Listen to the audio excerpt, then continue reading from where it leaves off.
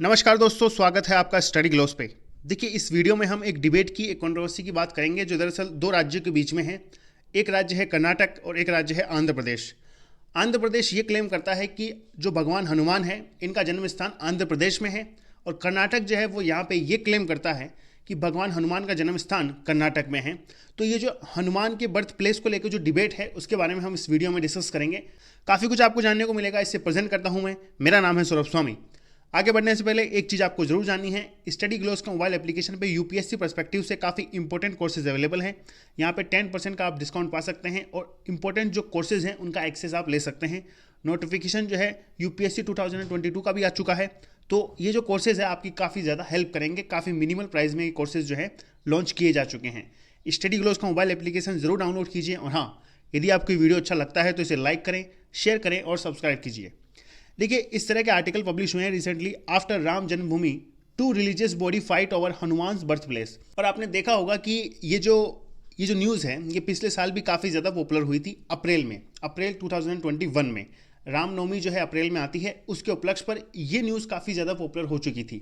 ये दो राज्य इसमें शामिल हैं, एक है कर्नाटक और एक है आंध्र प्रदेश। इसके अलावा कर्नाटक की ही एक और जगह है जो क्लेम करती है कि हनुमान जी का जन्म जो है वहां पे हुआ था। तो सब कुछ हम इस वीडियो में समझने की कोशिश करेंगे। आपको पता है कि लॉर्ड राम का जो मंदिर है अयोध्या में बन रहा है, काफ़ी बहुत ही इंपॉर्टेंट मंदिर है, और इसका जो काम है, इसका जो कंस्ट्रक्शन है वो जोरों शोरों से चल रहा है। लेकिन एक नई डिबेट हमारे सामने आई है दो राज्यों को लेकर, और बजरंग बली का जन्म एक्चुअल में कहाँ हुआ था इसको लेकर ये जो डिबेट है पूरी, ये दो राज्यों के बीच में छिड़ी हुई है। हालांकि ये जो विवाद है ये दो रिलीजन के बीच में नहीं है, ये बल्कि दो ट्रस्ट के बीच में एक विवाद है। एक आंध्र प्रदेश का है और दूसरा कर्नाटक का है। ये जो दोनों इस ट्रस्ट हैं ये अलग अलग जगह पर हनुमान जी की जो जन्मस्थली है उसके होने का दावा करते हैं। और आंध्र प्रदेश में जो तिरुमाला तिरुपति देवस्थानम है, टीटीडी ने तिरुमाला हिल्स में जो अंजनाद्री मंदिर है और ये जो मंदिर की फैसिलिटीज़ हैं इसको डेवलप करने को लेकर एक योजना जो है वो बनाई है, ये मानते हुए ये जो तिरुमाला हिल्स में जो मंदिर है यही हनुमान जी का जन्मस्थली था। लेकिन इससे कर्नाटक की जो ट्रस्ट है वो इससे सहमत नहीं है, और इसी वजह से पिछले साल जो है यहाँ पर रामनवमी के दिन एक औपचारिक अभिषेक वो हुआ था हनुमान जी का। और यहाँ पे आंध्र प्रदेश जो है वो ये क्लेम करता है, आंध्र प्रदेश के अनुसार, कि जो अंजनाद्री पर्वत है जिस पर हनुमान जी का जन्म हुआ था वह तिरुमाला के 7 पर्वतों में से एक है।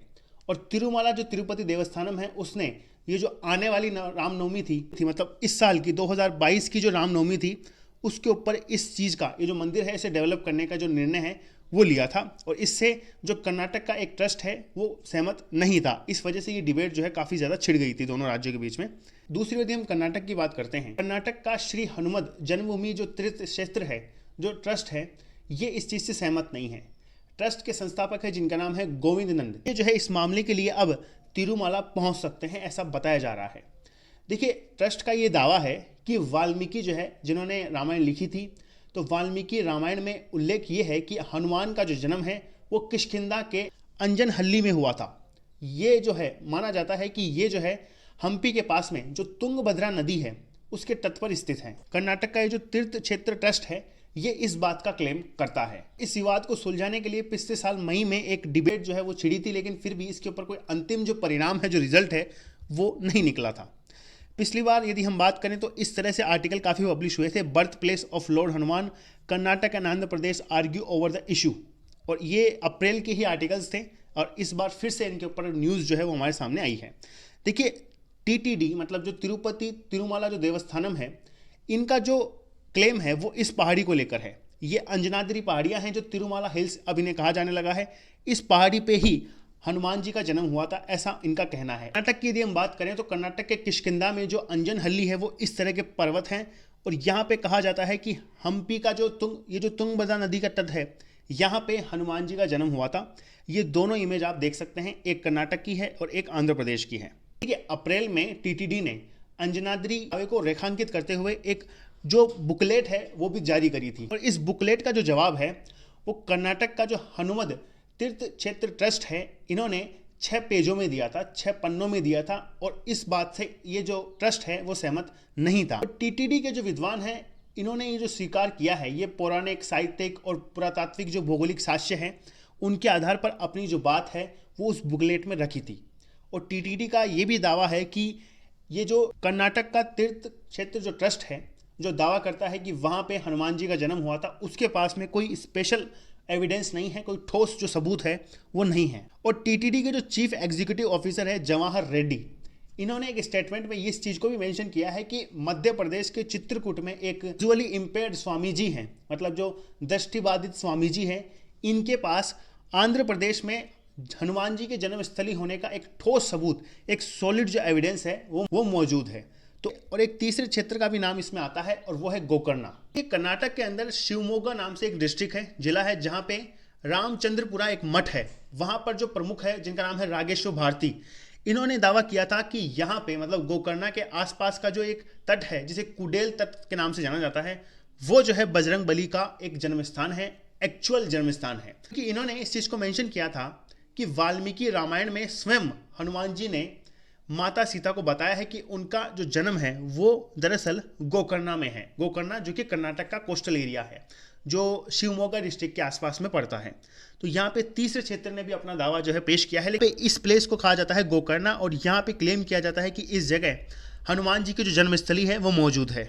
देखिए, इतिहास जो है काफ़ी पुराना है इन सब चीज़ों का, तो एक्चुअल में बहुत सी डिबेट चलती रहती है, बहुत से आर्टिकल भी पेश होते हैं कि रामायण महाभारत में जो साक्ष्य थे वो किस तरह के थे, इनकी एक्चुअल डेट क्या थी, एक्चुअल ईयर क्या था। कई बार ये स्टेटमेंट भी हमारे सामने आया है कि 1.6 मिलियन ईयर्स पहले रामायण घटित हुई थी, और कई बार कहा जाता है कि 5000 साल पहले जो है वो रामायण घटित हुई थी। तो दरअसल एक्चुअल डेट को निकालना काफ़ी मुश्किल काम है। लेकिन जो तिरुपति तिरुमला देवस्थानम है, इन्होंने यहाँ पे आईआईटी के professor, archaeological survey of India और साथ ही कुछ इसरो के प्रमुख के साथ मिलकर एक कमेटी बनाई है और अपने जो ठोस एविडेंस है वो रखे हैं इस रिपोर्ट में, जिससे ये कर्नाटक का जो तीर्थ क्षेत्र है, वो जो ट्रस्ट है, वो सहमत नहीं है। तो ये जो डिबेट है ये दोनों राज्यों के बीच में छिड़ी हुई है। रामायण और महाभारत की कुछ बेसिक बातें आपको जरूर पता होनी चाहिए कि रामायण जो है वो दरअसल महाभारत से पहले हुई थी। इसका समर्थन करने के लिए बहुत से जो फैक्ट हैं वो हमारे सामने हैं। रामायण जो है वो त्रेता युग में, आपको ध्यान रखना है, त्रेता युग में हुआ था, जो द्वापर युग से पहले आता है, और महाभारत जो है वो द्वापर युग में हुआ था।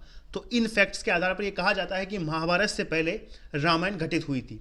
और राम जो है रामायण में वो विष्णु के 7वें अवतार हैं, और महाभारत में जो कृष्ण है वो विष्णु के 8वें अवतार है, ऐसा कहा जाता है। देखिए, इतिहास बहुत ही ज़्यादा पुराना है। ये दोनों इंसिडेंट हुए तो थे, अब ताड़ के पत्ते जो हैं, जो पाम लीव्स हैं, उनके ऊपर रामायण और महाभारत लिखी गई थी, जिनको आसानी से नष्ट किया जा सकता है।